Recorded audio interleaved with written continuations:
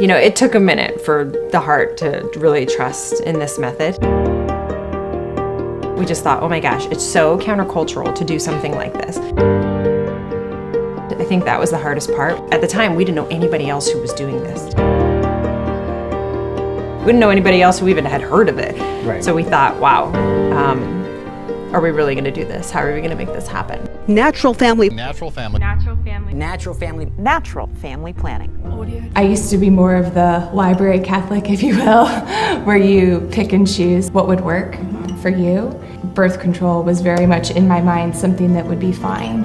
And after reading the theology of the body, I realized that, oh my goodness, I was so wrong. She has a family history with miscarriages, you know, and that's something that, you know, so far we've been able to avoid. And that we really attribute that to NFP. So we met in college, and both of us were RAs. yeah, we fell in love. You know, we were born and raised Catholic. We were still going to church and everything, but we just did not understand the church's teaching. You know, so we started being sexually active together. I went on the birth control pill because we didn't want to get pregnant, obviously. And the birth control pill did not work, so right. she did get pregnant. I did. Despite all that, I still got pregnant. 18 weeks into it, she had a miscarriage.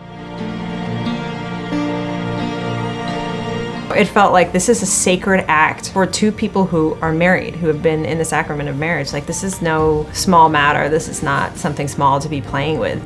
I had no idea the depth and the beauty of the reason the church had for that teaching. And after that, it just converted my heart. I thought, oh, wow, this could actually like be an answer. We knew that the science was there.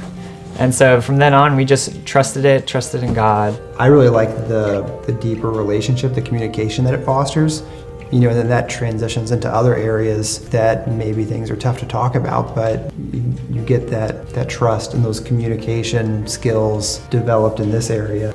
I just felt like I just had to participate in whatever way I could. So I just kind of found certain areas where I could really take charge of. You know, they were easy things for me to do, to be aware of what's going on.